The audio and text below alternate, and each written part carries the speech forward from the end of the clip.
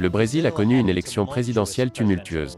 Mais les candidats avaient une chose en commun: la peur et le dégoût du Parti communiste chinois.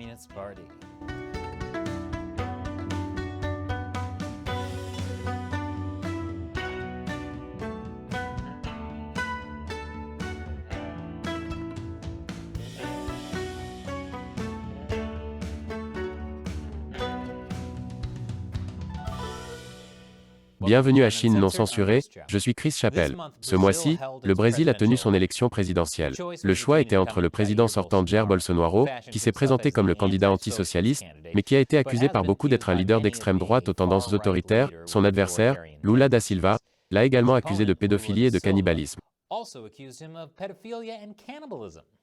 Lula, qui a été président de 2003 à 2010, est ouvertement socialiste. C'est aussi un criminel condamné qui a utilisé l'argent des pots de vin pour acheter des propriétés de luxe. L'élection a été serrée.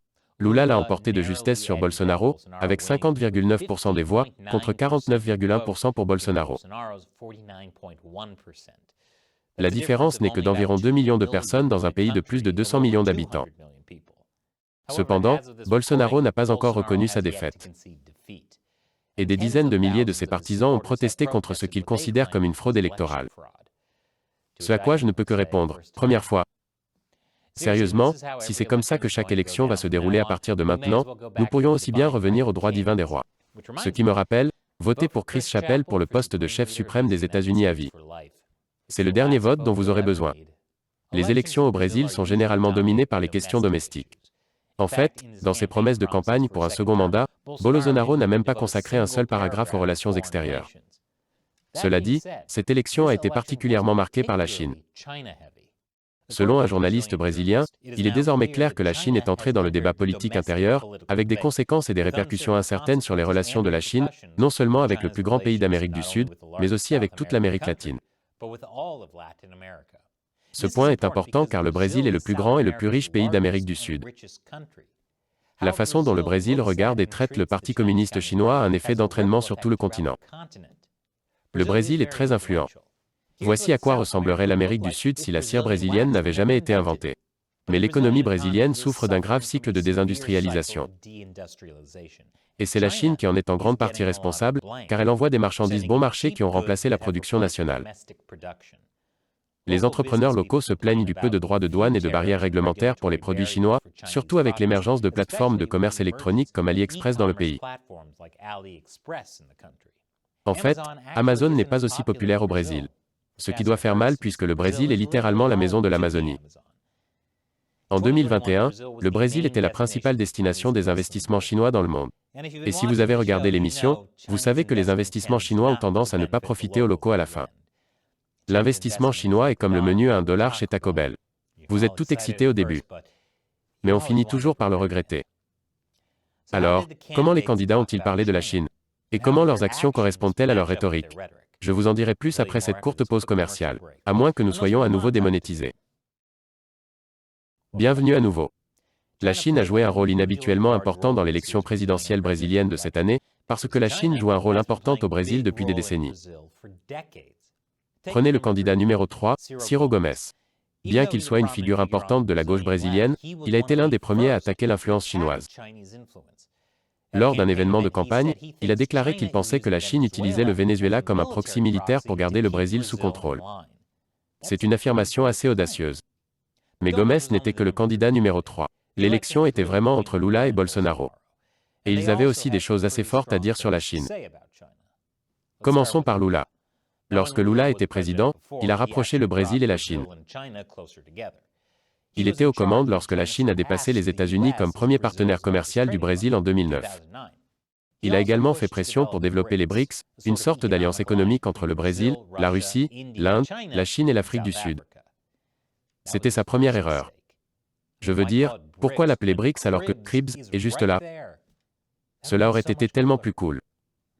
Néanmoins, lors de la campagne électorale, Lula s'en est pris non seulement au Parti communiste chinois, mais aussi aux milieux d'affaires brésiliens qui ont soutenu cette infiltration. Lors d'un discours devant la Fédération de l'industrie de l'État de São Paulo, il a déclaré: « Nous avons l'illusion que la Chine occupe l'Afrique, que la Chine occupe l'Amérique latine. Non, elle occupe le Brésil. Elle domine le Brésil.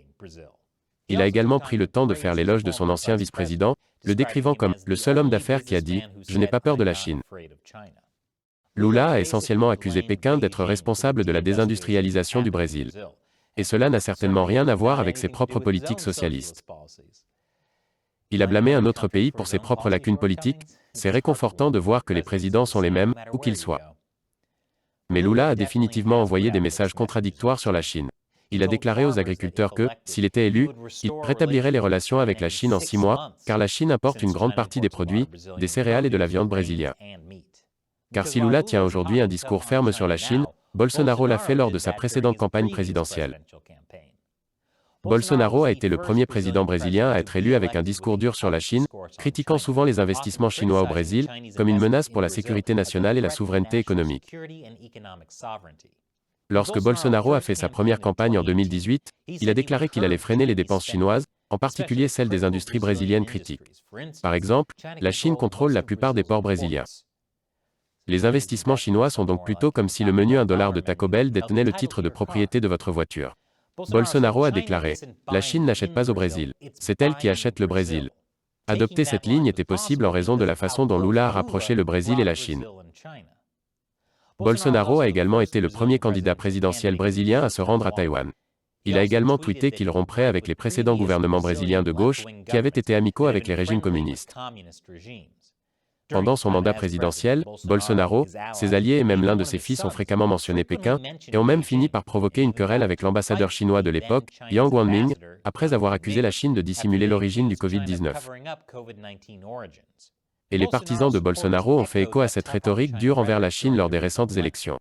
Dans les groupes WhatsApp brésiliens, un montage amateur de photos de Lula avec Xi Jinping accompagnait le message suivant « Les élections de cette année détermineront qui vous servirez ». Bolsonaro est le seul capable de nous sauver de la domination communiste chinoise, convenu avec Lula et le Parti des travailleurs corrompus. Vous savez que le PCC est mauvais quand les électeurs pensent « Ouais, Bolsonaro est peut-être un pédophile cannibale, mais au moins il est contre le PCC ». Cependant, pour un homme qui a un jour fait le serment de « botter le cul du socialisme », à bien des égards, le Brésil et la Chine se sont encore rapprochés pendant son mandat.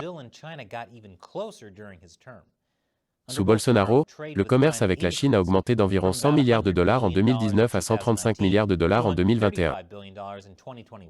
Et rappelez-vous, c'était pendant la pandémie. Rappelez-vous également, c'est dans un pays qui utilise cette Amazonie plus que celui-ci. Pendant ce temps, les investissements chinois au Brésil ont triplé. Bolsonaro a également permis aux télécoms chinoises Huawei de mettre en place ses réseaux 5G. Vous savez, les télécoms liés à l'armée chinoise, que de nombreux pays dans le monde ont interdites pour être une menace à la sécurité nationale. En parlant de cela, selon l'ambassadeur du Brésil en Chine, il y avait un grand intérêt à rejoindre la ceinture et la route. Ce qui a conduit tant de pays à s'endetter lourdement auprès du Parti communiste chinois. Ce serait un geste étrange de la part de quelqu'un qui a mis en garde contre la Chine qui achète le Brésil. Bolsonaro a visité la Chine en 2019. Après des entretiens avec Xi Jinping, il a signé 8 accords commerciaux et a même offert à Xi Jinping un maillot de football. Bien que pour être juste, je pense que c'était juste quelque chose que Bolsonaro a fait. Pendant son voyage, il a aussi dit « Le Brésil a besoin de la Chine, et la Chine a besoin du Brésil. Et que leurs pays sont complètement alignés, d'une manière qui va au-delà de notre relation commerciale et d'affaires. » Puis vint le Covid. Au début, Bolsonaro a annulé une commande pour le vaccin chinois, le vaccin dont les officiels chinois ont admis qu'il n'était pas très efficace.